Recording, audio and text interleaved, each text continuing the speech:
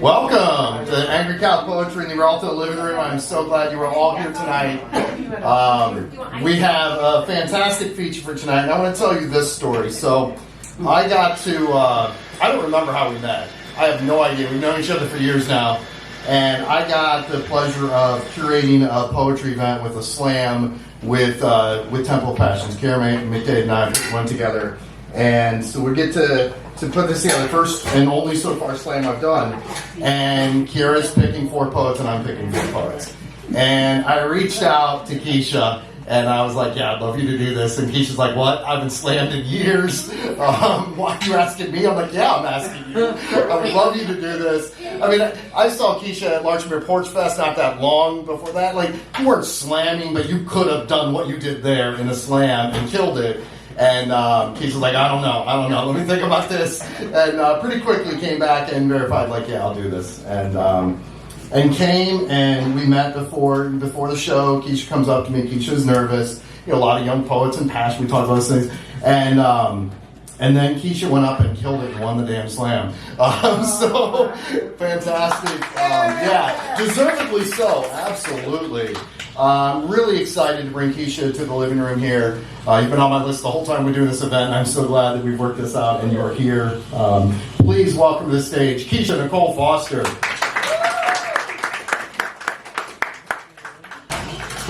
Okay, great. Hi, everybody. My name is Kisha Nicole Foster, and I'm a poet. Woo! So I'm excited to be here. I don't talk much about myself, but just a brief, who I am. I'm from Cleveland, Ohio. I've been doing poetry now for 25 years. So I was a young lady starting poems. I was like 19. I am the Cleveland Arts Prize winner in 2019, back at home. I just recently received my Master's of Fine Arts in Poetry, so we're just going a long haul with these words. Like really, you can be like, oh, I'm a poet, I'm a writer, I'm an artist, but then like it's that commitment and it's that endurance and it's like, it's not always up, it's not always these lights, it can get dark, but just stay in the course of doing these poems. So I'm going to do some. I'm going to start with some poems from my MFA program. I just graduated from the University of Nebraska, Omaha. So, yeah. So that was 2 years. It was a low residency program and me flying back and forth, leaving my child, which was rough, for 10 days to do the residency, but also having like really great mentors like Graham Faust and Elizabeth Powell, Sandra Beasley, just to name a few of my mentors who really kind of just walked me through this last journey of writing and my poems and these lines. So this poem is called To Lake Erie.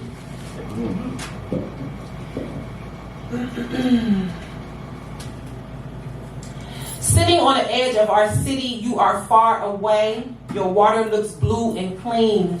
Closer, we see you waving, full of diapers, plastic wrappers, dead fish, rubbish. To the city, you are our resting place, where the sirens keep going and the homeless keep begging. It is here, where the wind blows off of you. People can breathe away past due utility bills. Here is where lovers meet and break, where tears become the color of you, where nostalgia is sitting on your beach near the shore, where trees hide silence, where storms appear in the neutral of the skyline, children rushing to cars, lovers rushing to cars, both needing safety from the heat of the sun. You are the ever-flowing watering hole that attracts tourists, rats, racists, jealousy. Here is where the summer shines, where hair blows, where the wind kicks feet off of the ground, where you want more, where strangers want also, where a city folk want extra, where naysayers want higher, where suburban folk want other, where we all deserve new.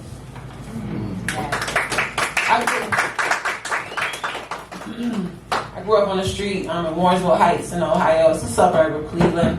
And I grew up on a street called Brookfield Lane, and so this was from a prompt, and I love prompts. And so if you get prompts, really dive into the prompts, because the prompts do bring out these poems that you probably just wouldn't think about. So anyway, they said, well, the title had to be the street that you lived on as a child. So this is Brookfield Lane.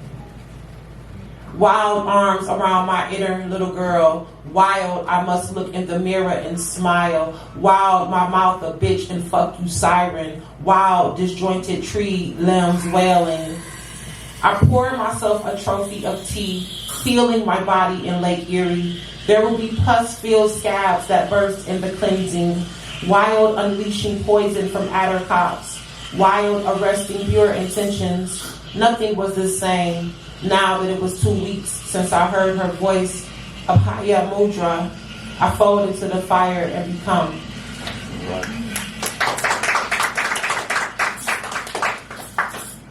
I tend to write these poems that have the same titles. They're kind of like these series of poems. So I'm going to read 2 different sets tonight. So this first poem was called Nights. And then Liz said, my mentor said, well, write more nights. Keep writing the series of them. So this is night 2 and night 3 after Notley. Notley is a poet who was really the collective voice, was really powerful. Night 2, another black mouth. Another siren wakes up the street animals, crawl upside car doors, peek in to get high. It's the jungle where deer walk city sidewalks through cracked glass, stand on corners with hustlers and sell ass. Night 3 after Night 3 after Notley. Growing tall like a tree, iron bark, pissed on by dogs. Dogs have become my best friends. I've never owned a pet. I don't like animals jumping on me. All on my body is loud as rape. My body is a vessel that can transport itself to a field of trees. Trees stand tall and erect. Even air cannot disturb most strong saplings. Young trees with slender trunks. Trunks store photographs, diplomas, and whispers from childhood. Childhood is when spelling words conjure imaginations, shuffle, cartomancy as an illusion. People can only grow mountains when self-esteem is stifled, self-hate speech. Purpose is what makes the iron-barked tree grow. Even in the dark, tree limbs find each other, intertwined below the roots to do the same.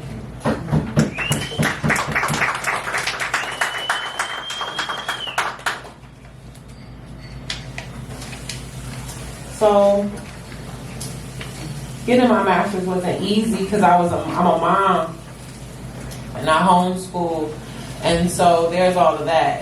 It's like, where's my time? And so I'm finally learning how to have my time and break away from my own self and my own time and self-care. But in the middle of my residency, I wrote this poem called Confusion in the Midst of Ascending, because I knew I was going to another place. I knew I was evolving as this woman, as this author, as this writer, also as a mom. But it was just this confusion that was taking place. Don't know what my body wants. My 5-year-old wants cookies and happy face potatoes. I want sound finances and a month without a late bill payment. These times I am in are unpredictable. Freedom fits the facts of my new life. I am reaching upward in the sky for my third eye, and I am confused. All the time I feel full with off-key piano notes, knowing I'm about to get my wish fulfillments tenfold. My community is changing faces and hands, and I feel stronger in this poverty-stricken state with the emphatic knowledge, not for long. So after that poem, when it was time for me to finish my manuscript, which I'm trying to shop around, my mentor says, well, you can't end the book with questions. So I had this poem and it had these questions, and she said, well, you can't end it with questions. You can't leave the reader wanting to know more. So you have to write another poem. So I figured, okay, so it was like the 25th hour of me submitting this manuscript, 79 pages. And so I come up with this poem, Confidence in the Midst of Ascending, because after all this time I have finally did this thing, I completed this thing. I like when I complete things. I like when I start things and then complete them. And I like the journey that brings me to that place of completion. So this poem is Confidence in the Midst of Ascending, because that is what finally had came after all this time. I can breathe when my daughter opens her eyes for the day. She brushes her teeth, and I see the beginning of her smile spread the day into my mouth, and I tell her I love her as I love myself. We can breathe when we learn to brush our tongues, drink smoothies, and eat beans to naturally remove waste. When the moon is hunter and our prey hides in the pages of books we still are fighting to read.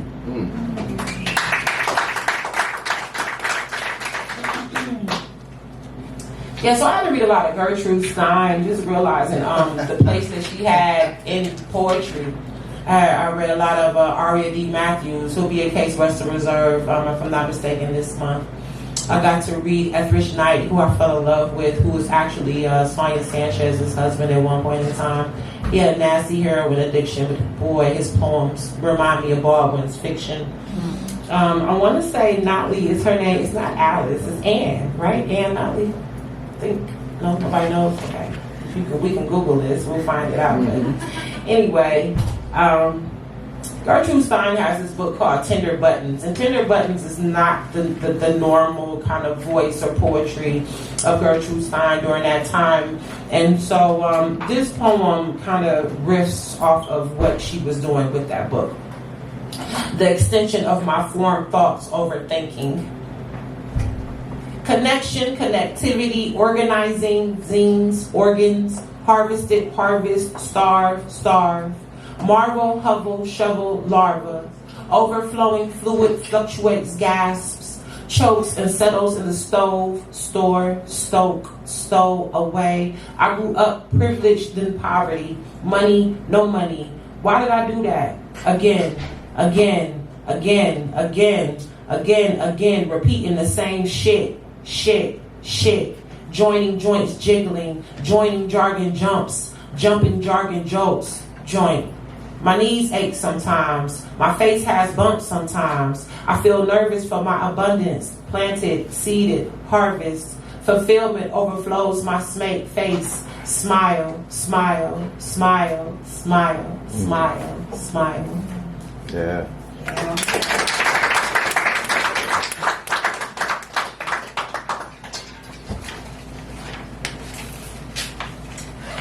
I wrote a lot of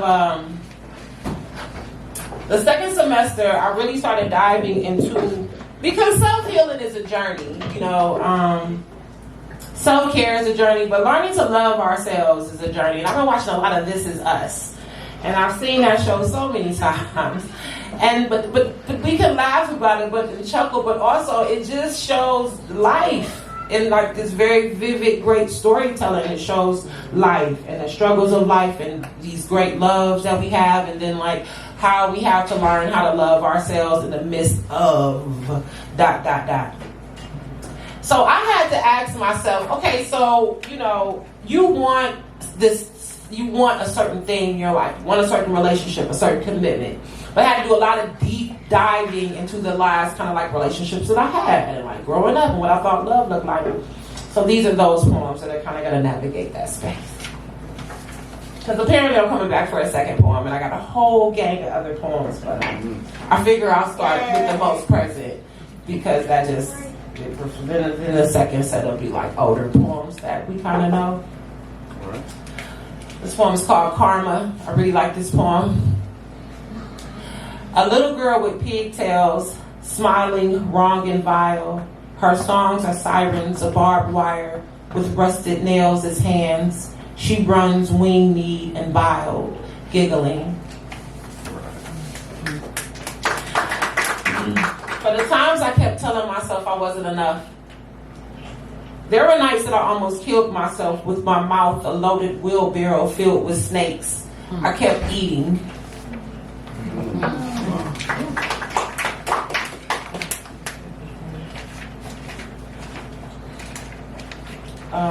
This one is cold compensation. Buying me a dozen eggs, knowing I don't eat them.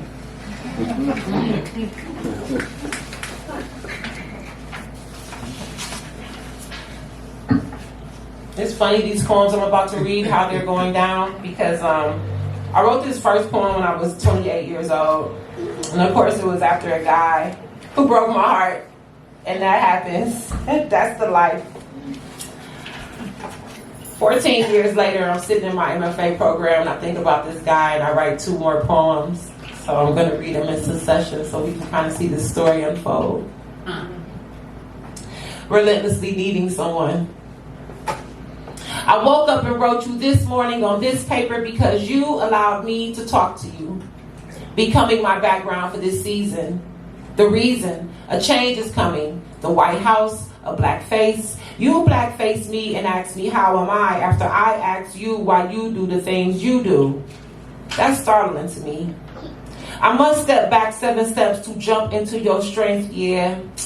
I got a love for you like that. Asking my Lord for repentance, praying for forgiveness and mercy. He saved you for me. I can see clearly now. The drugs are gone. I am high off of your swag, your shag, baby, yeah. We Austin Powers down the streets.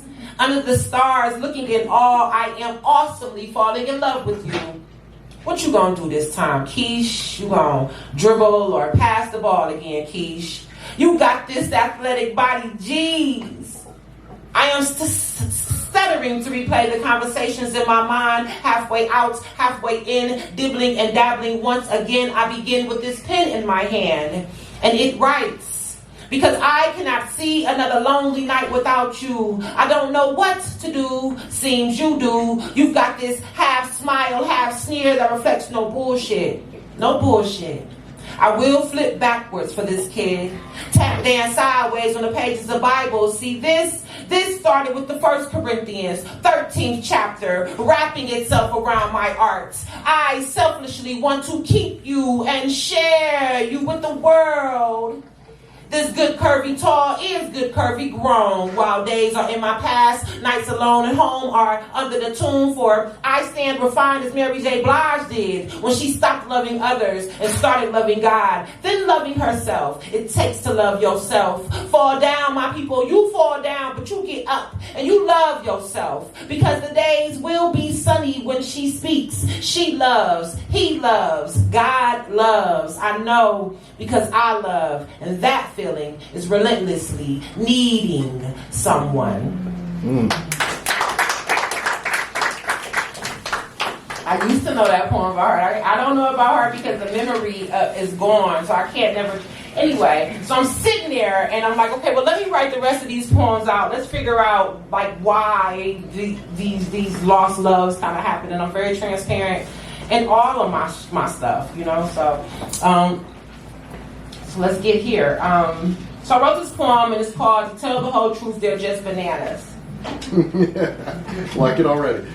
Thanks, Keith. And so looking back, it still is the continuation of the poem I just read. I wrote that poem in 2008. The one I just read. This poem was written 2022. We rode the 15 bus downtown, connected to the 22 bus to the West Side Market because we didn't drive. We bought bananas, your favorite.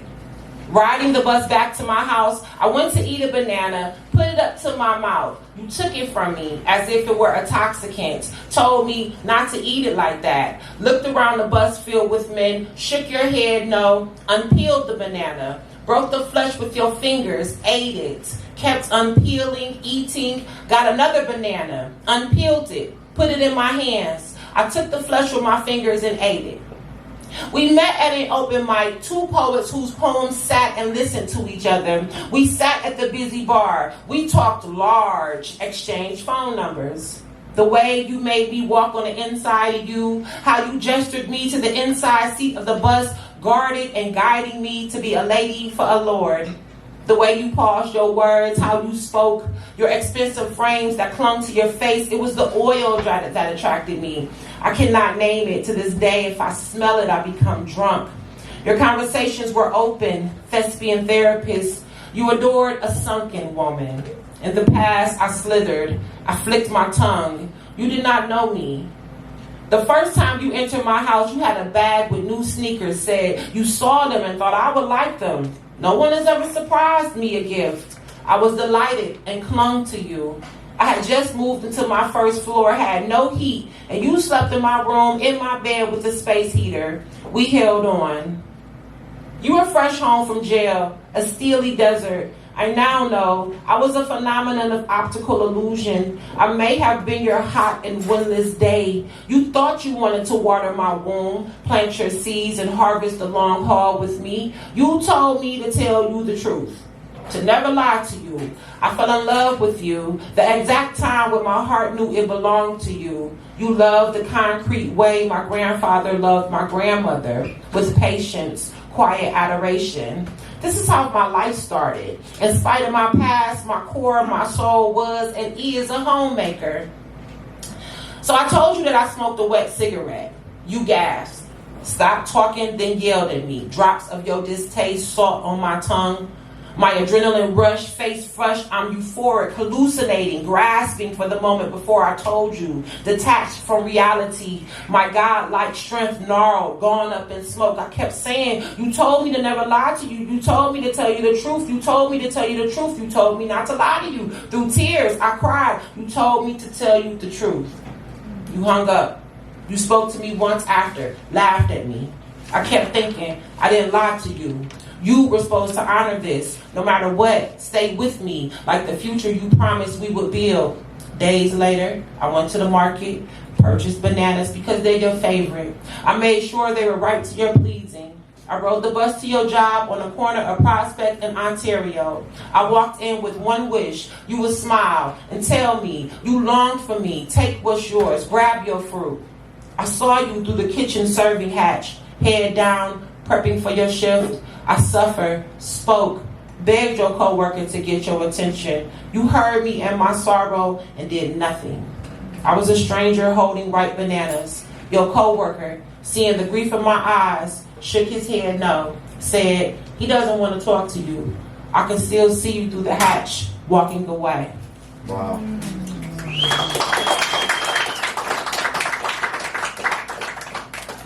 So in this third poem, it kind of just like, after I wrote that poem, I accepted, okay, this is what happened, because you got to accept the things that you don't want to accept, or you hold yourself accountable, or, just acceptance, which I feel like is the hardest part of grief, right? It's just accepting the loss. 14, and because it was 14 years from that incident.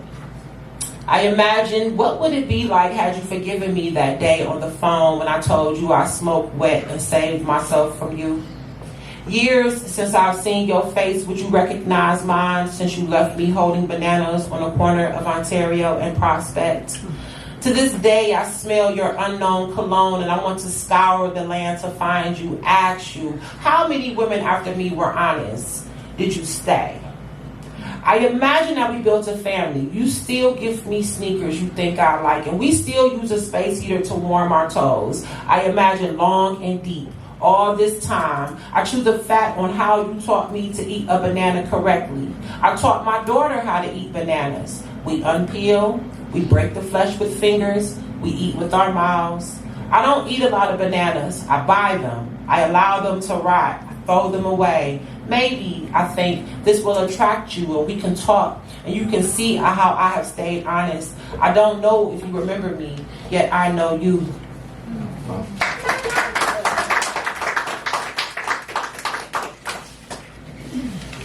Okay, I'm gonna close out this love stuff. I'm not really one of those love poets. You're not gonna catch me talking about orgasms and because you get a lot of that, right? You get a lot of the sultry sex. People poems, okay? How do we get through this life? So this is called Satisfaction. I scroll on Instagram and catch naps with my eyelids. I make a turkey and cheddar cheese sandwich. I cry again, and the birds that he chirp outside my back window, my ears start ringing while the bottoms of my feet bleed. Still I cry, walk to let go, to the damp place my therapist tells me I must make it to. Tells me that is where the clouds shine through the sun, where I will stop bleeding at. My feet finally rest, where I can breathe without tears. My mask falls. I black out illusions, letting go, where the water is room temperature and nostalgia doesn't stain.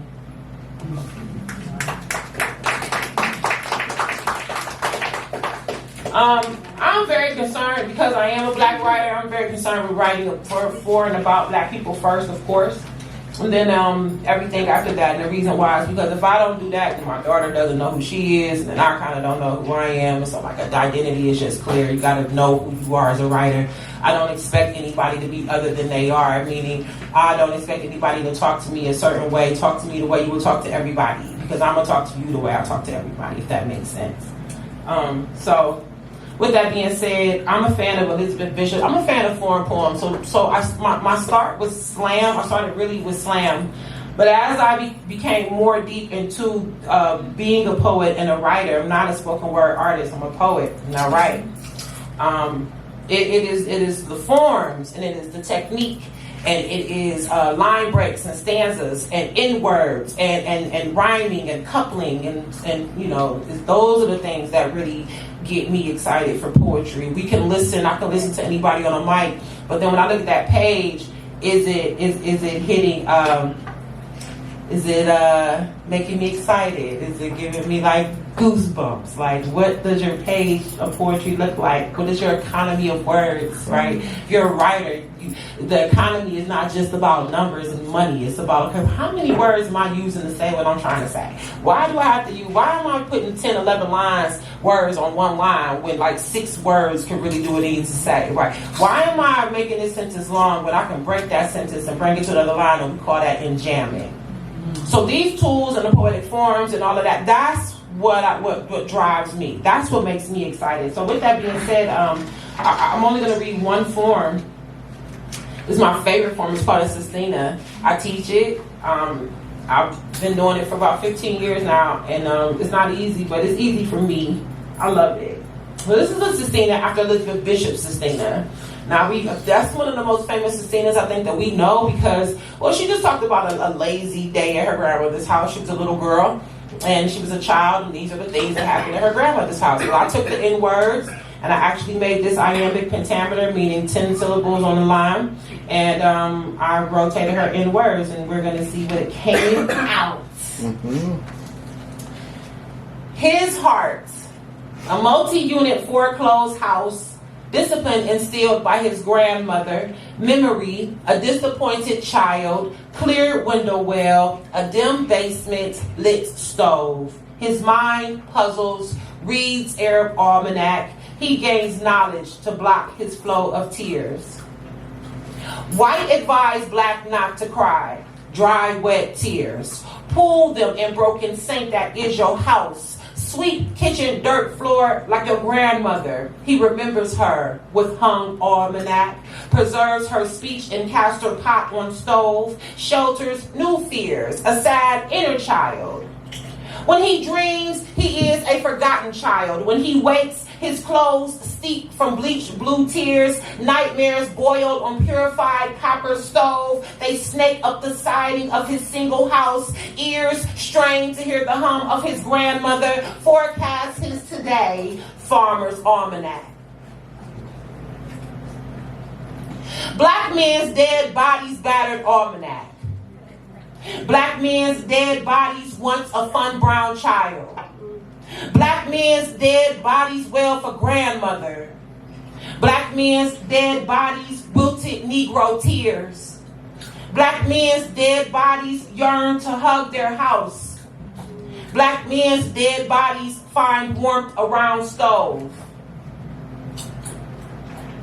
In the hood when it's cold, we stand over stove. Hands cup heat translate almanac. Gives directions home, back to the poorhouse, where there is a muffled mouth, starving child, whose mother works paycheck to pay the tears. Mother repeats date from her grandmother.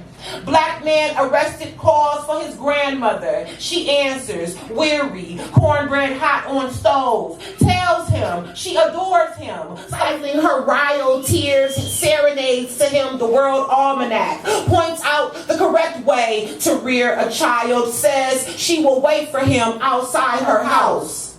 He will drop stone tears, scribe the almanac. Mrs. Grandmother, make love to her stove. Show heart to his child who inherits house.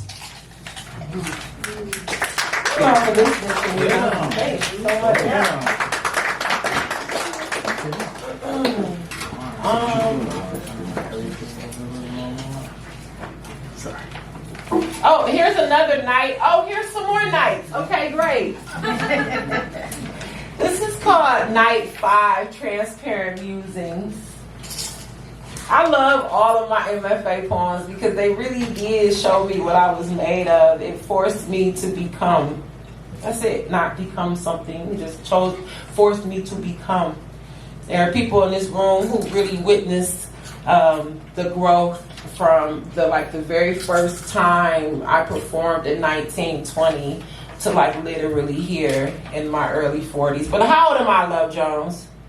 24. Oh, because she used to say 27, so I got to reprogram her. Got to reprogram my child. But anyway, so to see that growth, but then it's one thing when people see your growth and they give you validation and they tell you wow. But then it's another thing when you see it and when you know it, and then when you show up as that light or that power, right? So, Night 5, Transparent Musings. In these dreams about open fields, praying in them, I am on my knees and my head is tilted upward. I am asking the sKai to drop warm cider down my throat to loosen my voice so I can make new conversation with miles not ashy. Speaking of one night stands, beating a deceased horse who becomes a dragon, flies into my mouth. I chew, I get full. I am confused with thoughts that hurt my eyes and they dull, then tear up. Dreams where I am sitting on Prince's lap and he kisses me. I do not listen to Prince. I listen to Griselda and get lost in street grit that I live through, dodging sorrowful phone calls, rubbing my earlobes with grapeseed oil.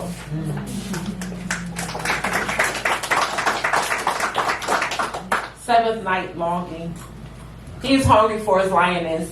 She pisses on his tongue. He fancies her smell. He longs for her mustiness to feel his nostrils. It is his spoil, his itch that bleeds and singes. His heart adores her. He must first learn to love his own scent.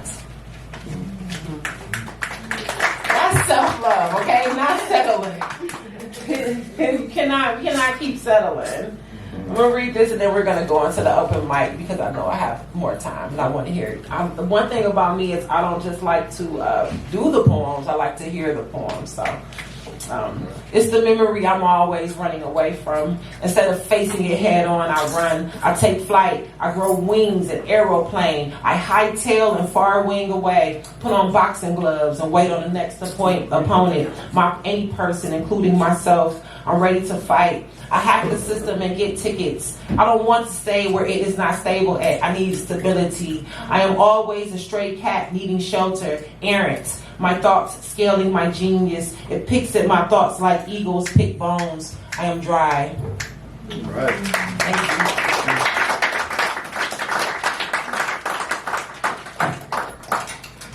you. Let's get. Whoa! So I take something down with the speaker. That's all right. We'll be fine. 2 for 2. Thank you. Use that energy. Give it up one more time for Kisha Nicole Foster. All right, we are going to get the open mic started. We got a lot of great names on there. I'm excited for the open mic. As always, the energy you give for the open mic artist and the feature allows them to give more energy back. Please welcome to the stage Theresa, Göttl, Brightman.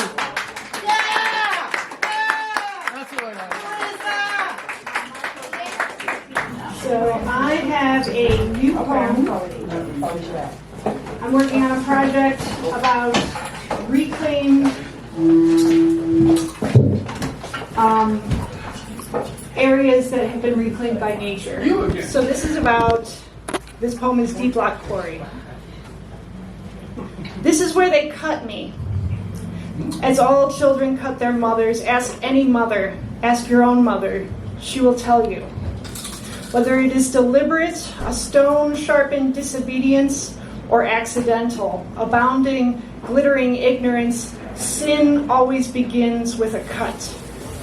Prideful men of gold and grain, tiny men with tiny minds, and acorn caps so stuffed with their own broken creations they cannot recall or comprehend that a world could build herself. When they stopped seeking me, they only betrayed themselves. Shunning what gives and sustains life builds fortresses that do not live. So they cut me. They took what they wanted to build cities of men and mills of men, cut from me just as they cut from their own mothers, took from me as they took from their own wives, and from what they took and cut, built cities for their sons where their daughters could serve. I do not serve men. Sisters, take heart. Look to me. Where my tree roots were ripped from soil, I am now bejeweled in a grove of buckeye trees. Where my soil was dried and pounded for roads and mule trails, now rose pink blooms afresh where frogs and toads peep lullabies. Where my air was filled with the sounds of metal against rock, metal against rock, metal against rock, now warblers sing their arias. I delight in their songs. They sing of the trees. They sing of the sky and the rain and the sun and the cloud and the snow. They sing of their fledglings and they sing of their mates. They sing that they live their lives. And when they sing to praise their mother. Right.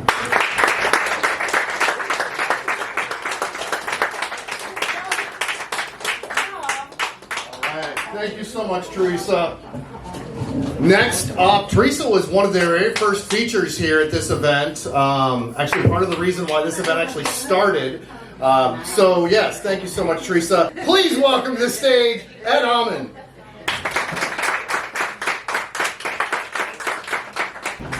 I've got a whole bunch of rust on my process, but these are going to come fast and short. All right. Anyhow, Kisha also mentioned the thing about prompts. A lot of this that's going to happen here could be used as prompts for somebody else, because I tend to write more prompts than I do poems. All right. Just a little scene. Lazy Saturday. Looking out the side door, narrow portrait of a sunny street. While Katie sings her songs, just a lazy Saturday afternoon. Hard for me to just hang out and enjoy it. I always feel I must be doing something. Hey, I'm writing. All right.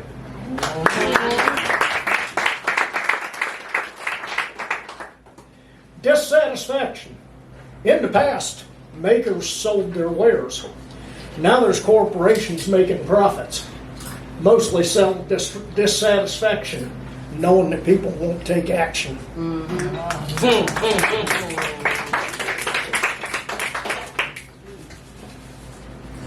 I guess I'll just leave it with a parting shot.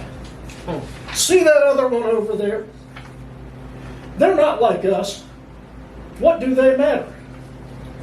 Who will be the next other? Is it you? Right up. Thank you. All right, thank you, Ed. All right, please welcome to the stage, also making their debut up here, Essence. How y'all doing? How are you doing?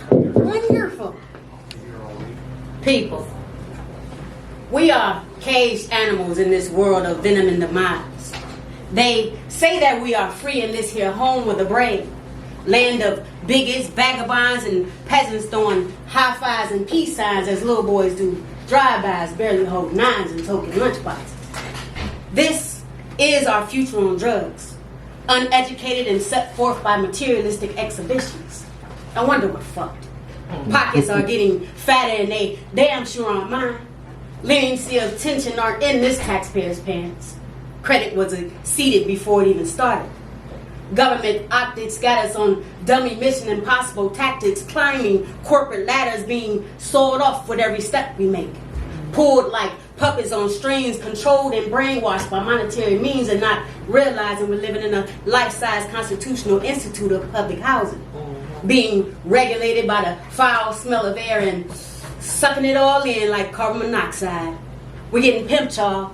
Pimped by Congress, fucked by the Constitution, and played like a hoe by Uncle Sam. And here they go again, denouncing terrorist plots of assassination. Curtains open. Red button pushed. Activation, mass genocide. America is in a state of 911. Golden boys and blue totes, guns capped off by donuts and coffee drops, can't tell us belly swollen by the jelly roll, while innocent young soldiers died for the red, white, and clueless. But it's home, right? How about we just say fuck it, like they say fuck us, with intrusion, interrogation, and incarceration. Now, I've seen those satellites aimed at rooftops, eating away like acid raindrops, trying to get to the inner core. Kidnapping sanctity with trials and tribulations, exploiting thoughts and freedom of speech like banished goods. And I thought self-expression was a right? Technology runs rampant. Numbers tracking us since birth. Number 2226, you are out of your area of designated poverty. Your library card now labeled as a red flag, and they know the day of the month I bleed freely. And that new navigational system you thought was luxury mapped out designation before arrival. And here we stand with hands over hearts, pledging allegiance to clutch pocketbooks and wallets, while ladies still let us know we still don't have it yet. But it's home, right? Right. Next point. All right.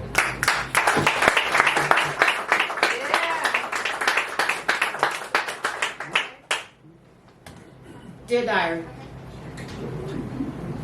I have a secret of the heart that I must confess. It knocks softly on my head, pounds abruptly on my chest. I rest unassured, this feeling of being secure in envelopment, folding my soul like an envelope, opening this hole to view an immiscible love right in front of me. Too blind to see, too scared to reach, too naive to know that he came in a package marked urgent, time-sensitive material. Dating back to that moment, falling prey to the sway of love's rhythm, I resurrect my soul in his arms.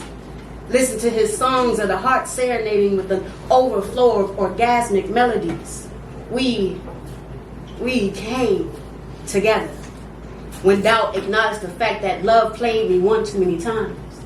Liquefied tears fell from my eyes to his hands to taste a fraction of my sorrow.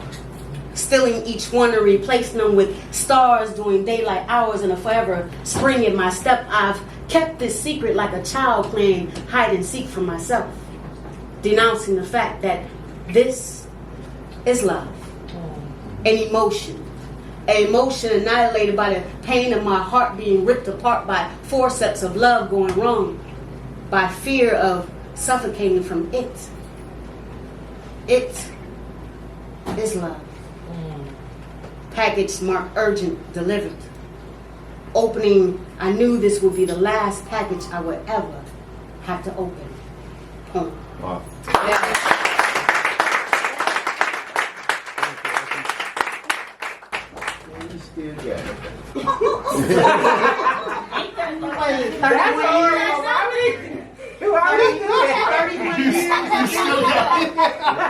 Well, I left the mic for a minute.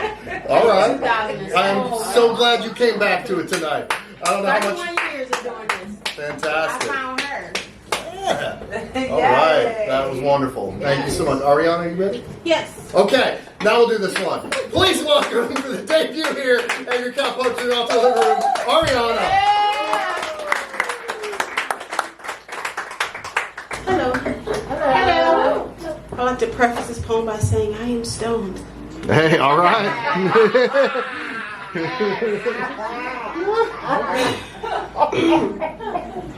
Let's see. Oh, so my name is Arianna, and I write poems. All right. Your favorite snack? Arianna? Oh, yeah, crap. Okay, so I have a business. It's called Your Favorite Snack Dealer, and I make stuff. I probably should have brought that stuff up with me. That made sense. What kind of stuff? Okay, so I make infused treats, food, drinks. So we're talking wings. I have vegan stuff because everybody deserves to be stoned. When you're of age. Thank you. When you are of age. Yes, okay. I also make stoner accessories, TaJuan rings, clips. I make ink pens that look like blunts. And you write with it? Could you elevate your pen? Are you with me? Are you with me? Okay. I do take food stamps. Because groceries are expensive and eggs are like $5. So I I'm dropping my poetry boxes. Yes, I'm dropping my poetry boxes in April because it is also happy Women's History Month. Yes. But April is National Poetry Month, so it's just really a good time to be a woman and be a poet. Don't get me started on being black, you know. So, anywho, so I'm having these poetry boxes, and with each box you will get a faux blunt ink pen. So when you tap it, music plays, so you can set the stage. I feel like you're not picking up what I'm putting down. So it's an ink pen, and it looks okay. Y'all can see me later. Some of us know way too up. Yeah. See, it's in my system too deeply to. We'll try this later. It's legal now in Ohio, supposedly. As for me and my house, it is. All right. Okay. So this is the poem that my phone would allow me to look at. So that's what we're gonna go with. All right. The medical term for "we don't believe you" is placebo. When being creative becomes too taxing, it is then a series of unnecessary tests to build my insurance, and when that shit doesn't work, my mental health becomes the final round of Jeopardy. All the contestants posing as nurse practitioners do not have the right answers. My migraine has taken me out for 3 days. The doctor says I'm not in pain. My 3-day stay in ICU reaffirms these suspicions, yet my credibility is still questioned. Black woman pain is a trick for drug seekers.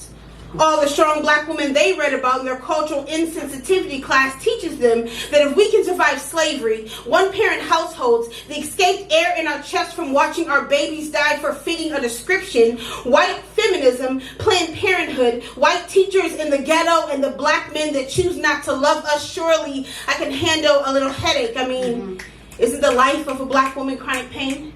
PTSD crammed into my bloodstream? A prescription for amlodipine, tramadol, Celexa, Topamax, Xanax, Zoloft, 4 other drugs I cannot pronounce nor afford, but I know I can't think straight. I stop asking questions. Black woman leaves white hospital, no relief. 3 unpaid sick days, a migraine the doctors swear I don't have, and an undetected tumor no physician bothered to find. The medical term for "we don't believe you" is placebo. When surviving becomes too expensive, and it is always too expensive, death usually follows. Wow. Yeah.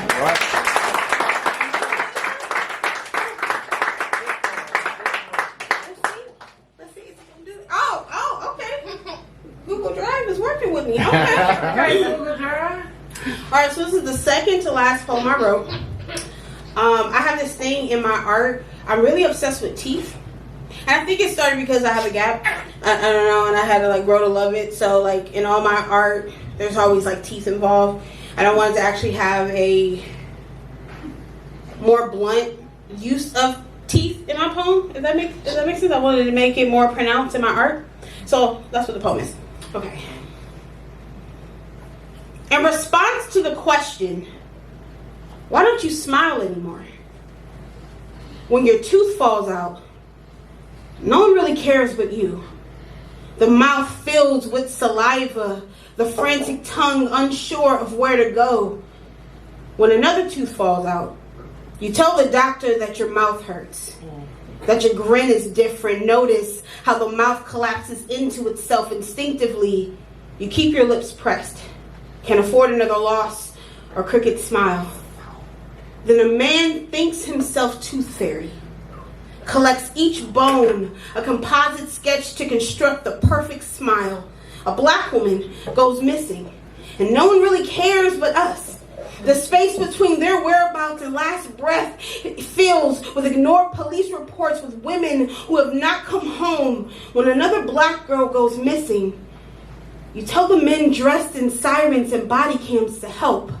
No, the teeth could have been saved if they were deemed worth saving, if the dentist understood how the teeth shape the mouth, how it grieves the missing, how it grieves and grieves and how it continues to ache even when closed. The tongue places and paces cheek to cheek, hoping for a dental miracle, while the medical professionals suggest a full extraction. Notice how the Black community collapses into itself.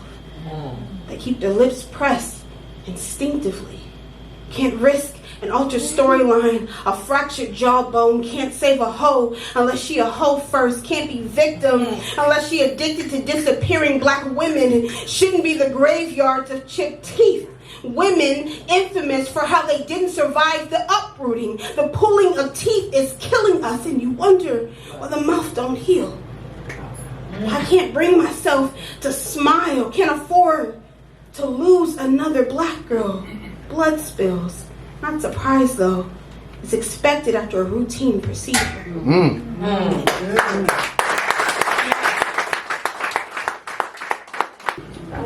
How about this open mic, though?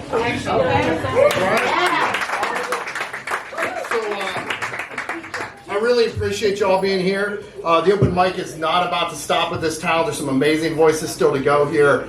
Every first Wednesday of the month, we are here. Features have been amazing the whole way through. They'll continue. Quiet Kid is the next month's feature in April. Q and the Stew is May. In June, we got a big 2-year celebration of doing this. We're going to be in the back there with a really cool event. So, yeah, keep it coming out. Next up to the mic, we have a future feature here as well, who's being a regular. December's feature. We're booked for a bit here, but December's feature, TaJuan sKai. Please welcome to the stage. Yeah, this has been great. Everyone's been so great. I've been having a lot of fun hearing you all. Thank you all for your words. Nothing much. I'm just going to read 2 poems. One's one I wrote in November. I had submitted it to this contest that the school was doing. So I got runner-up. So it was pretty fun. Yeah, it was. Yeah. And then the second one I had wrote last week. Had a workshop on it, didn't go well. So I'm gonna try it out, see if it goes better when I read it. I don't know, we're gonna figure it out. So the first one's called Healing a Mosaic. And then the second one, I should say it's an ode to my mom, I guess. So it's called The First Door Pass, or The God of Triumph. So first, Healing a Mosaic. Cracked mirrors, swallowing glass, prayer. Skyline choirs, clouded mind. Psilocybin Saturdays, Sunday gospel. Bloody Sundays, Bloody Marys, Hail Marys, Hail Tomorrows. Prayer, Zoloft, opaque. Strawberry summers, blackberry winters. Manic moonlight, flashing 12 lights. Grippy socks. Meditation, levitation, Lexapro. Cinema moments, mystical glades, Gaia's artistry, reaching sunlight, bathroom windows, willow, wispy, white lies, white lines, white lines, white roses. Papa's pedigree, tripping, falling, hospital stays, hospital goes, Depakote. Mama's promise, muted prayer, covered canvases, layered layers, 24 hours, 24 more. Self-care, self-transformation, self-sabotage, self-destruction. Cracked mirrors, sins reverberate. Cracked mirrors, screaming walls. Cracked mirrors, psychotic silence. Silent psychosis, white lines, white roses, roses, roses. Oversized gowns, sullen stitches, saline. Lost love letters, prayers, amen, prayers, amen. Therapy sessions. Kafka-esque catharsis. Quiet laughter, candid turbulence, translucence. White light, white cries, white roses, white Ferrari. Another note, fearful waltz, removing periods, semicolons replace. Slower breaths, sweeter snores, secret stars, somewhere moons, tomorrow's witness, tangible wishes, anxiety ascends, the amygdala lowers, flower fighter, forgetting fears, grateful hellos, failed goodbyes, uncertain skies, cracked mirrors, swallowing progress, opening doors. The first door past, the god of triumph. Sing again of my first light, the blinding mustard, fake and ferocious artificial photons, though the sun shone natural somewhere in the distance, its wispy beams of hope bursting holes through October clouds.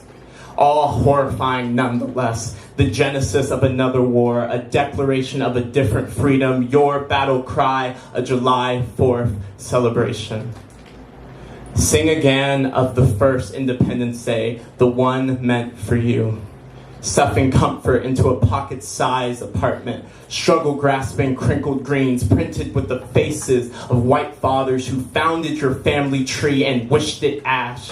Sing again of that polluted landscape called home, the black and mild mulch, your body a wilted flower, the rent a garden in flames. But remember the icicle laughter, the petulant footsteps upon hardwood, sounding like the first fallen acorns of autumn.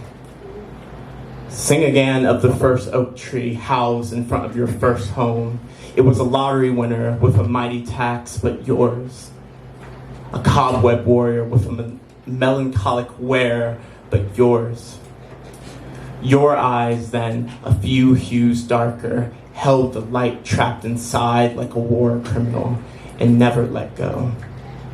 Bare in chairs, but healthy in hands, your hands becoming satisfied and healed, holding my hands, becoming scholarly and starved, holding the doorknob and twisting and twisting and pulling until the sun bleeds and blinds. Sing again of the first door pass, how it led into a war too large to win.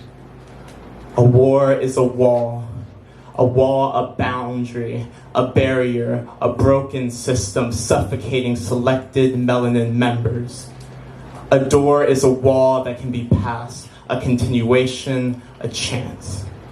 To make a door from a wall makes a soldier. So as a soldier, you became a door. Each push, a roar. Each roar, a white flag raised. Again, after the settled dust and the bloody victory held, breathing in your arms. Sing about your first and the promotion that followed.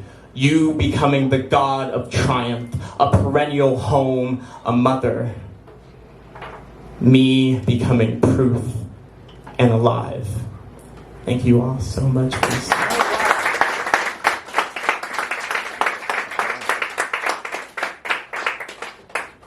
Thank you so much, TaJuan. Next up, someone I just connected with today, but not necessarily for the rest of you, some of you already know. Please welcome to the mic, Plan B.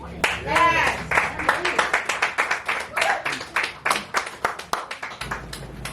Okay, this is Untitled. And this is new ink. All right.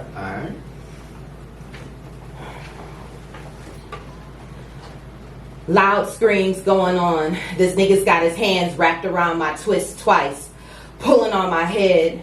Scissors then magically appeared in his hand.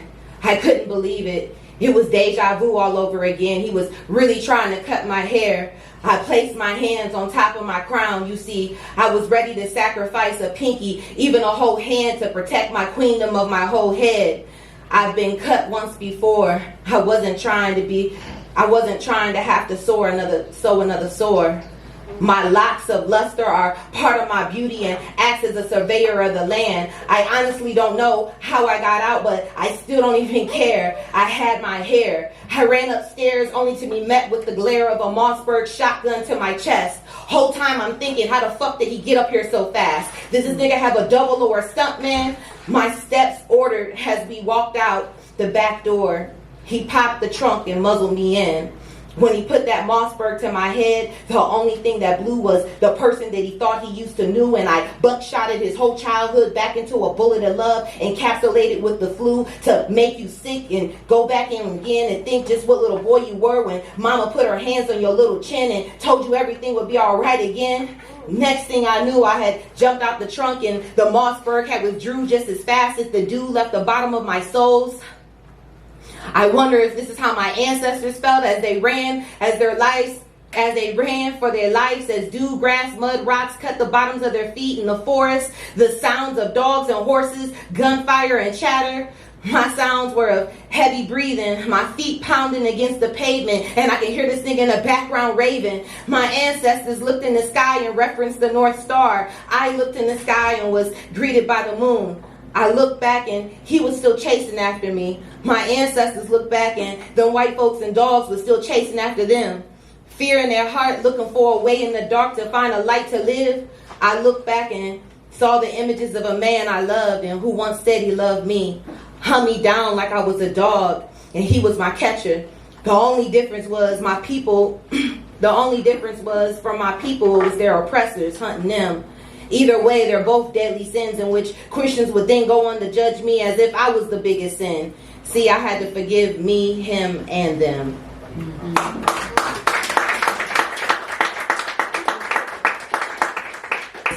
This is new ink. New ink, okay. Always felt alone, felt misunderstood, channeled my pain, but it wasn't even all my pain. My ancestors all came through as well. Each pillar of pain I took and saw the C notes of love. I embodied their pain mixed with my pain and still maintained the standard of love. Love in every note, from washing and folding your clothes, having them packed neatly for you, a meal cooked with love, and the bones were scars I once had healed and turned into one of your essential minerals. See, everyone judged me from the outside, but what I was lacking, I pulled out myself. It then works on myself. I tapped because the intensity from the balls of my feet to the ground were really the taps of love and security on my shoulder. When I composed myself on that bar, I was holding me up on that bar with the utmost discipline and control. When I sucked in my gut and curtailed my butt, that was me sucking in all the love I had for myself and rooting it down to the seat of my soul. When I balanced my posture and stance for retire, I was balancing my fortitude to stay and stand firm in my constitution. When I was stretching and doing back bends, I was bending over the lies that most of the world had already accepted. While they were dressing up for Halloween and eating high fructose sugars, I was already dressed in my godly attire, the kind of apparel that can't be removed or taken off. The sugars I was getting was right from Yah's nectar. I was already glistening. While they were in a trance, pledging their allegiance to a flag and a government that really is a corporation, I was pledging my allegiance to God's government because that's the only government that reigns supreme. They were playing games. I was already on a mission trying to show you the games that were being played and how our ancestors paid the cost. When they were busy losing teeth, looking for a fairy, I was sinking my teeth into the truth, losing the lies that I had once been told. They were outside Christmas caroling. I was really out there barreling the true receipts of my soul while they were under the illusion of false inclusion. I was in the illusion, seeing everyone and everything that wasn't meant to be included. Made me an enemy of the state, but my God always knows my predicted fate, so I could never be late or late. See, they were in the belly of the beast, but my God gave me the ability to put hands on top of the beast and still find peace. I too was often rejected. It's almost like I was elected to walk this road less selected, where I've often had to let my mind unravel, question my own beliefs, disassociated the convoluted ideations, the truth. So it always left me standing alone in love and truth. So I thought, but this really was quite untrue, because here I stand today as living proof. All right, next up to the stage is probably not a stranger to that many folks in this room. Fantastic curator of poetry in the community. Every Tuesday night has an event, does other special events constantly as well. Please welcome to the stage Anthony Amptified Evans. So, ready to have some fun with y'all. Yeah. This first piece actually is a freestyle. All right. As I was sitting there listening to the poets, just got something inside my mind to go ahead and just show some love to those in the building. So, I first became in love with poetry in 8th grade. Seen a young lady in front of me, and I wanted to know how I could properly say hello. Researched a couple of books on love poems and wrote her a note. She was in a basketball player. I was a wrestler, so I didn't think I had a chance, so I wrote the poem, folded it up. Well, you know how the notes going back in the day. Real critique light, slid into her on a Friday before we got out of school that night, and on Monday, she surprised me with a poem too. But I wanted her to know my words before she knew my voice, so it was beautiful for me, and it was cool. That was 8th grade. Graduated in 2000 from Göttl. Mom says it's time to go ahead and put all the poems together to use. What are you talking about? I went and got my feet wet at the Journey with Butterfly as the host. Eric Troy on the strings, Neo Soldier doing her thing, and that was cool. A year later, I got introduced to Ace Boogie at the Elite. And that's when he gave me the name Nasty Ass Anthony, because at 19-year-olds, what else could I do but talk about nasty things that I could do? Changed my name a year after that to Amptified, because I electrified every room that I stepped inside. Then I went to Cleveland. Ooh, that got me hyped. Going to the B-side for the first time, seeing so many poets do their thing. Yeah. I got introduced to C.R. Freeman. Got introduced to my sister too. It was the first time I heard artistic architects do exactly what they're supposed to do. I was still inside of my poem, inside of the phone, and on paper too. And I learned a lot. Playing behind the band and going ahead and perform my passion, it sounded beautiful. First time. Came back to Akron after that and said it's time for me to go ahead and shine properly. I took over the senior, so for the last 14 years I've been in Akron doing my thing. But it wouldn't be because of just me. I took so much from Cleveland. I was a student to everything they had going on. How was it they have a building that they didn't own? I wanted to own mine. That way I can do it any day of the week that I wanted to do it in, and it was cool for me. I put in the work, the overtime, till my family, they had to excuse me. I did work. I put in work, but I didn't give them the time that they need, so I took away time from me. I didn't want to sleep. Spending quality time with family, writing poems too, being a lover and a romantic, hopeless romantic was the things I would do. I would take my wife at that time on many picnic dates just so I could write a poem about it. Every fight that we had, I kind of loved it just a little bit because it put fire inside the pieces I was writing for the next week, so it was cool. You said you don't like me today. That's cool. I don't like you either. You said you're not making me dinner. It's a good thing that my mom taught me how to cook too, so I can do the things that I need to, but it's going to be okay. And love gave me the passion to do everything that I do today. So love is poetry to me. Life has become poetry to me. When I write inside my books, that became love to me as well. I just want to let y'all know, look to your left, look to your right. It's a poet that was born. All of them just don't write or perform on stages, but go ahead and give them the same graces. All right.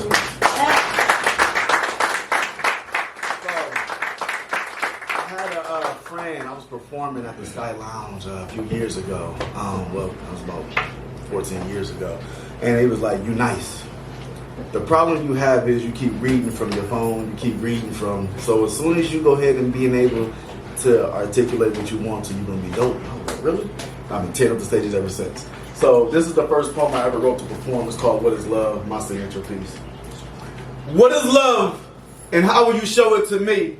If I tell you I love you, is that the only way you'll say it back to me? Well, love is an action, not a word to be defined. And if you were to define it, what words would you have in mind? How would you identify the love between you and I? And is it love or just a strong feeling? Men and women misconstrue the concept of what love should be.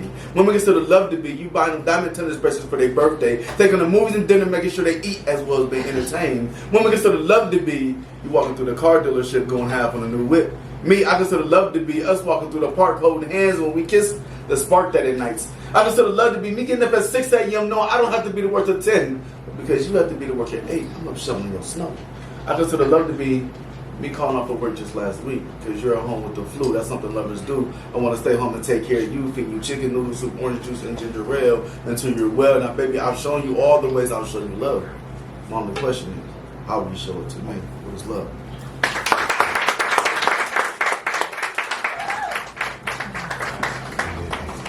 All right, let's give it up one more time for everyone on the open mic tonight. Absolutely. Fantastic job, everyone. I don't know, I should have put this here. I'm going to follow that. So I have new ink as well. I have two brand new pieces I'm going to try out tonight. This first one, not necessarily done. Second one, not necessarily done either.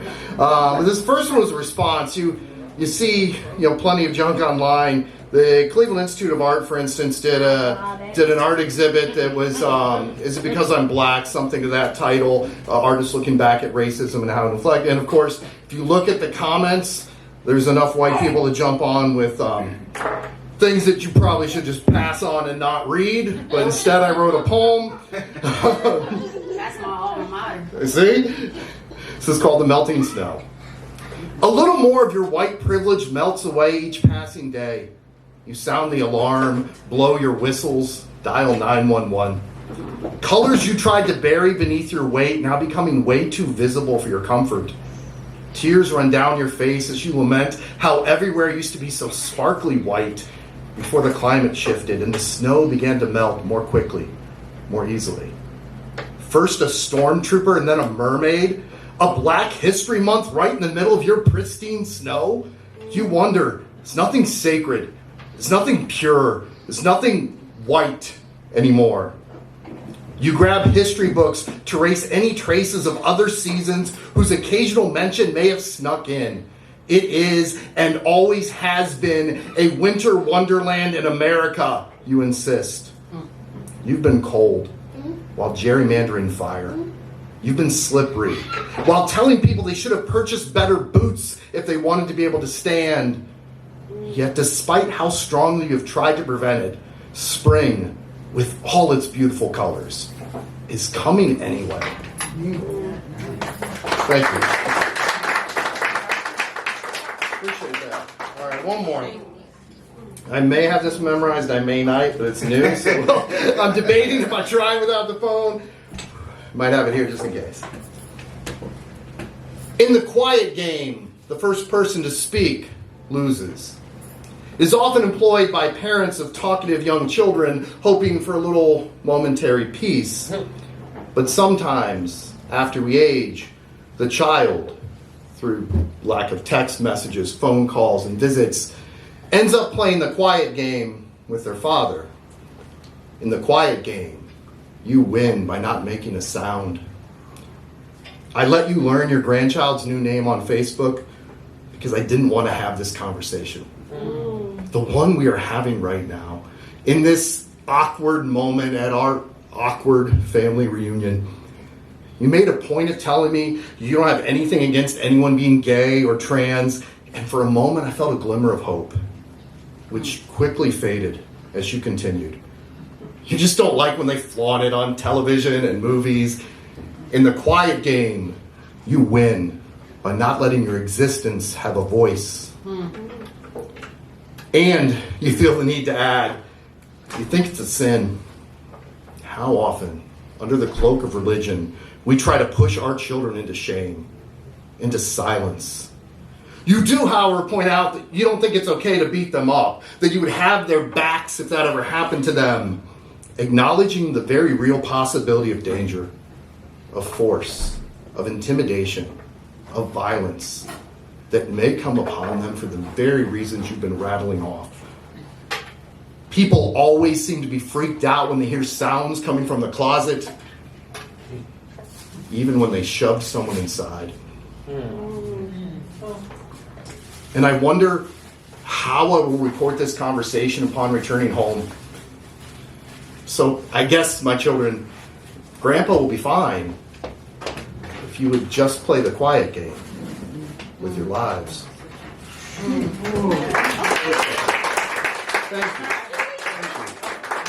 Thank you very much. We're going to take about 5 minutes so I can change batteries on my camera. You can get a drink. You can get some food. Or Michael, are you still doing food? Or are you done? Done. Okay. You can get a drink. You can use the restroom. But also, I'd encourage you in this couple minutes we have here, talk to somebody who jumped on the mic tonight, whether a feature or one of the poets. Tell them something you enjoy. Tell them you love their artistry. There's some great folks up here tonight, great folks in the room. Tell somebody out here supporting how you love the energy they gave from the crowd. And we'll be back in about 5 minutes. So thank you for sticking around, because Kisha Nicole Foster is amazing, and we get a little more time with her tonight. So please give it up one more time for my friend Kisha Nicole Foster. Thank you all for those who stayed. Thanks to the ones who came also. I appreciate that. We're about to close out. I love y'all. We're about to close out with last few poems of mine. If you don't know, I do have a book, 2 books, Blood Work, which is $10. And I wrote this book after the $10. That's so reasonable. It's very reasonable. That's right. That's cheaper than a beverage. And this book was written after the passing of my dad in 2015, so Blood Work. And then Poems, which is a collection of like slam poems when I used to be a slam poet, and performance poems and just older poems from 1999 to 2014. Because I've been doing this for 25 years. This poetry for 25 years. Woo! Dang. More than half of my life at this point of the game. So, okay, let's go. So, in the vein of, we'll finish up a couple of these MFA poems, and it's this guy, an ex of mine, who one time I proposed to him, and he refused my proposal. What? And so this is called Wheel of Fortune, the ex that refused my proposal. His loss. Of course, you know. You want me back as you should, yet I remember when I asked you to marry me, take me under your name, and let us learn through our youth. I would have forgiven you every time you cheated on me with another woman. I would have bore your children, refashioned your brain, built you an empire. So many times I thought to how our life would have been had you said yes and left your ego at the wolf's den. Let the barflies bum when I wasn't around so as not to dim your household, to retain its luxury. I was prepared to say my life was good, to stop lusting after any man other than you, and you looked me square in my eyes, laughed in my face, and told me hell no. Rewrote history that we were supposed to build together. You reneged. Every time you see me, you bring up that question, how you should have said yes, how now you would run to the jewelry store, purchase 50,000 diamonds, give me 10 cups, be my emperor. I smile, then laugh in your face, inform you hell no. I tell you to hold your breath. You do. You owe me locks of baby hair, scrambling to find it in your history. I tell you, I don't want you. Remember the young lady that knew nothing but how to lose herself to you.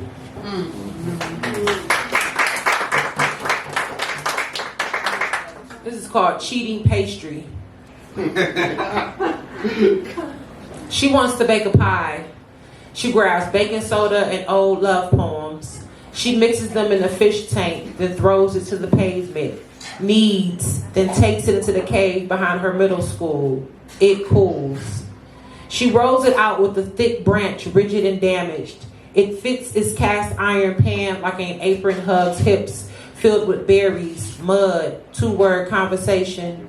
She fills the pie, tops it with other women's voices, bakes it on 400 for 2 minutes, removes it, masticates it slowly.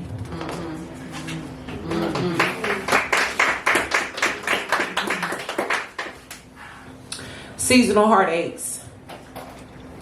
For you, I bought prime cuts of beef, bright vegetables in season, not bruised, prepared them.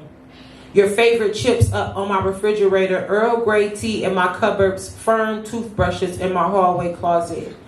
Gave you respect and love and adoration, money, all that only wives give husbands. My ache for security and safety kept me under phallic passion and magic. If I were a magician with an egg, I would birth new time, wash my heart with vervain rinse, charged under a Capricorn full moon, I would breathe fresh honey, catch dragonflies on my tongue.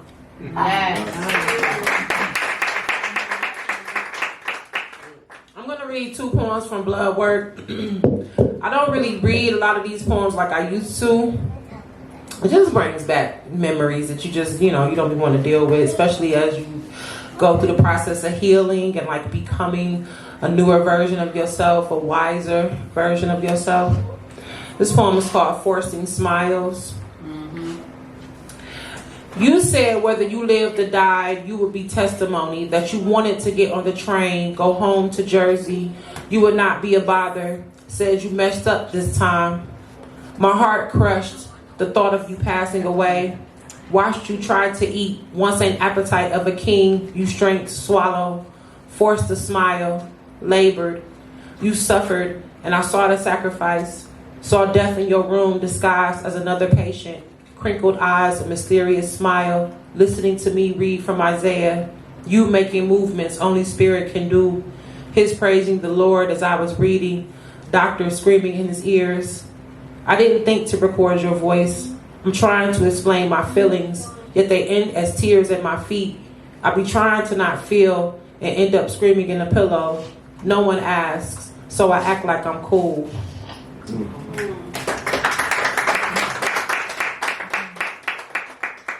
Grief is quiet. A kitten stalking its prey. The waves about to crash. The body that slumps creates ripples under skin. Disbelief becomes the wavelength thoughts travel on.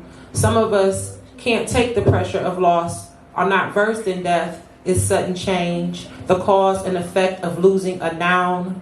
No one has been there and back here. No autobiographical Lifetime movie. So we wail in silence. We wait, tissues wiping tears. We wait for our time to come without warning.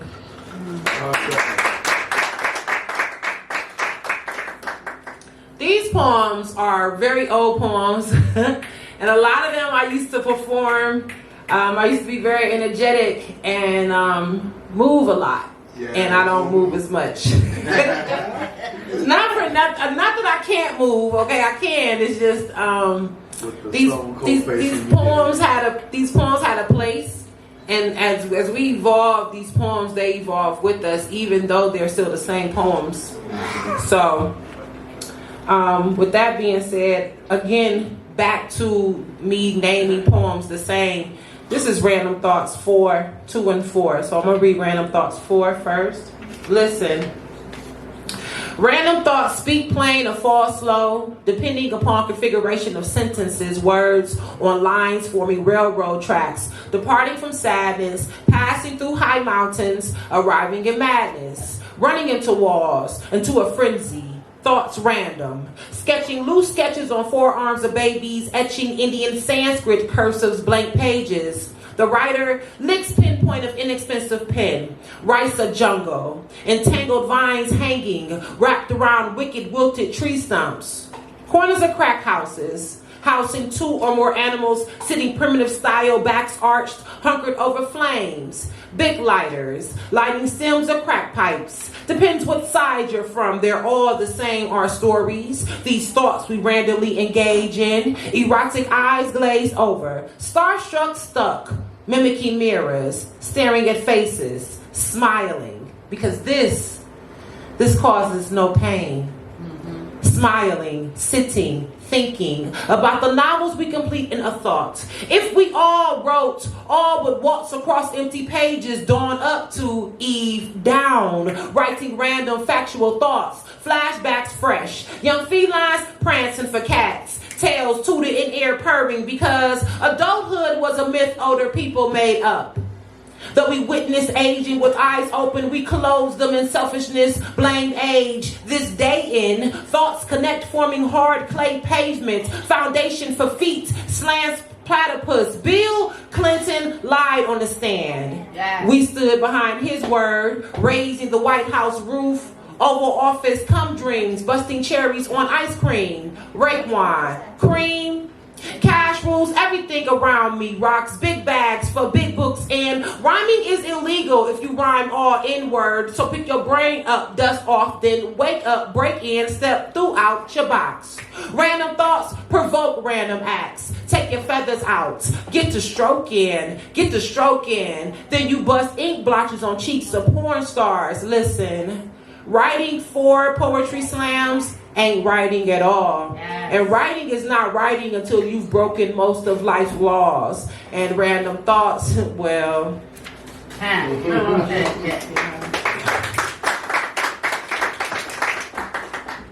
This is Random Thoughts 2. I wrote this in 2005. The years are on some of the poems, so. Spit and sputter, peanut butter. All things that don't shout, mutter. Talking straight or stutter. Sometimes the sun shines bright, confusing the mind, and the moon crests in the noontime. Wonder, ever, if the clouds know they are white and puffy. Do they know they are of the heavens as humans know they are of hell? Points between are the either or, depending on the mood, on the lifestyle lived. Books know they are of the writer, pens and notebooks too. Remote controls know they are of televisions, antennas, and surround sounds too. Apples are of the trees, branches outstretched to give love. Random thoughts, spineless rhymes, abstract photographs of beautiful landscapes. Ansel Adams, American classic. Language is woven in a kettle pot. Stew of linguistics. French onion soup. Authentic Spanish tacos. Krispy Kreme donuts. Good old corned beef. Other cities don't deal with corned beef nor Polish boys. New Jersey's got subs. Philly's got steaks. Spike Lee had next. And Microsoft has Bill Gates. And he has millions. He has it all. Edie Sedgwick. Andy Warhol.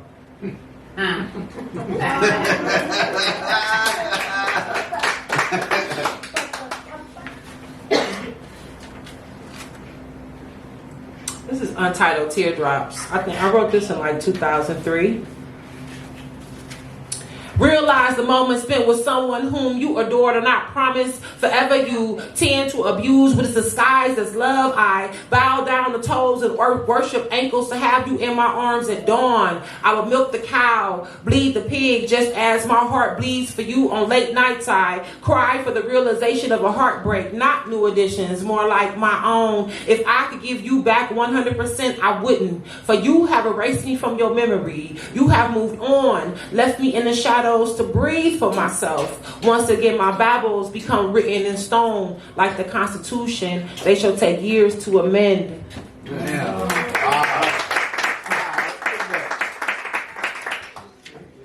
Not years to amend. Marathon. You run away from me all the time, burying your soul under yourself. Don't want me to see you hide behind your eyelids closed, wiping my sight out your pupils. Why cry without me? For I am here with long arms to hold you, wrap you up and coddle you. I need to tell you how my heart beats slow around you. Open invitation to jump in, stomp your feet to speed it up. I can do things, open my head, crack my brain, allow your cells to merge with mine. Takes a lot to push me away. Virus, I eat at your impurities, cleansing you, will not permit me. You always run away.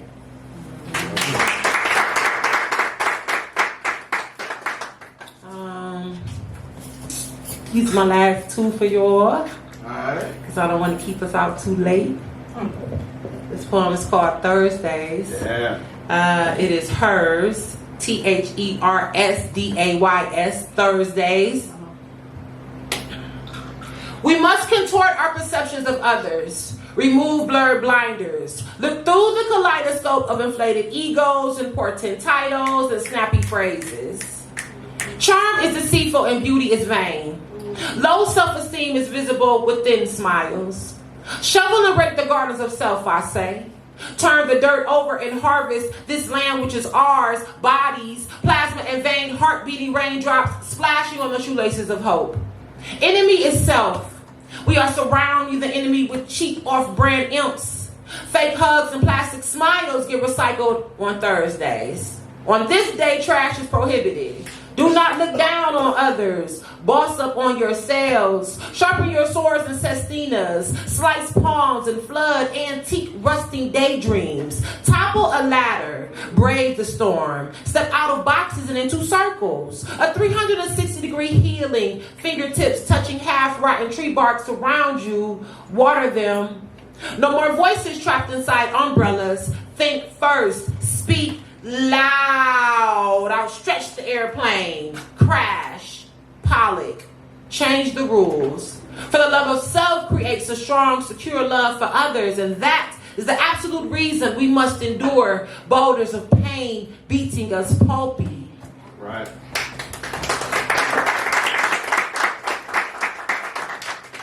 Before I leave, I just want to say again, I do have books. I am on Instagram. I am Kisha Nicole Foster. It's KISHANICOLE Foster. I am Kisha Nicole Foster at gmail.com. KishaNicoleFoster.com. Also I'm on Bandcamp with my album Black Earth. It's BLK Earth, Black Earth Speak, SPK poems. So Black Earth Speak poems. And How much the book's going for again? $10 and $20. 10 and So, 20. and That's I- still so reasonable. And how can they get that? I mean, if they're not here tonight, do you have a website? Or? Yeah. KishaNicoleFoster.com is the website. And on all the channels is Kisha Nicole Foster. Sit down, Love Jones. It is. That's a mom. You don't even pause. Because I'm always a It's mom. just to the side. It should I'm continue. just always a mom. Always. Before I was like this wild poet. Now I'm like semi-wild and the mom. Because we still be in the streets. But I joked. I said, well, it's a good thing you don't be telling people, because one day you sitting there and you listen to this little girl talk about something. Yeah, we want mommy be in the streets, and somebody gonna think we probably homeless or something. But we be kicking it. We be partying. Not all the time though. But anyway, yeah, you can find me in all those channels. Kisha Nicole Foster. That's me. I don't do much. I do these poems. I'm very concerned about them. And other than that, I'm a mom. I'm a daughter. I got a therapist because I be going crazy. And so, yeah. Yeah, that's why we're artists and poets. Yeah. This last poem is called Completion. I love this poem. I wrote this poem. I went to culinary school. I was to become a chef. And I got into 2 car accidents, which stopped me from having the mobility that I had prior to them. Also, that was one of the things that I completed after a tragedy. And it showed me that I was powerful than I thought I was. And so this poem has evolved so many times, but I'm going to leave it with you. Completion. Sit down, love. My fault. You encourage it. I see it. I can see. I'm just trying to get louder and try not to give my daughter the sKai. Because when we get in the car, I'm like, She doesn't care. She's a tourist. Oh wow. And I'm a Capricorn. Yes. We're like frolicking and not frolicking. And I'm a troublemaker. And that's a sign. Completion means it is final. From a start came a finish, ain't end. A new beginning to an end. It is an accomplishment, a fulfillment, a promise to oneself to go through the mud and muck, the lies and deceit, self-hate and self-abuse. It relates to being intact. It is an answer to a question. It is endurance. Running through rain, feet, paining, endurance, to abide, to persist. As a mosquito to your goal, smell the blood. Search the area for the blood. Puncture the skin and suck. To outlast and outlive. A survival tactic we have to remain, to wait, to endure, to linger. In the wind, strong standing tree barks, our leaves are to sway, yet our bodies are to endure. In any season, any environment, long and slow, we must suffer while working and eagerly waiting, while in movement, motion, kindness to our person and to others. Don't quit is a poem. It is real. Life is alive. We are tangible and impressionable upon each other. So if I see you press on, then the impression left on me is to press on. It is a cycle, a repeat, repeat, redo. Out the box yet on your square. We are chess pieces on a board. Strategic our thinking and our actions must be. We must stop self-torture with our thinking. Will put us in a jail cell, put us in a box on a corner, under the watchful eye of a fist. Daily beatings we put ourselves through. Confusing thoughts, evil thoughts, sexual thoughts, depressing thoughts, random thoughts that we have pondered over to no avail. We are dumb humans like that at times. Forgetting we are the answers to most questions. Forgetting forgiveness. Weeping willows, we are hunched over and rocking in a wave we are. 5 steps ahead of the game, yet think we know not what we know to survive. It's not easy. It's awkward, uncomfortable, itchy. We want comfort immediately. Instant gratification. Starches are to be cooked slow to retain texture and taste. Bechamel is a mother sauce and must be created with patience and respect. Risotto has to be babysat. Our dreams have to be babysat. We must patiently nurture what we create in the mind. Stop nurturing hate and pain. Nurture one's mind for a completion. Struggling for good feels way better than struggling for bad. It is the simple things and thoughts that produce quality. We are the details in this pattern of umbling. Let ourselves be fine stitchings instead of tattered threads. Sweat and pain and fear for a positive change feels good. You are blessed when you step on faith and change. You are beloved. Blessed are those who endure, no matter the faith or what you may call God. Blessed are those who endure. Completion is a bittersweet, sweet topping. It is a savory cherry. Stand straight. Love yourselves. Pray. Thank you. All right.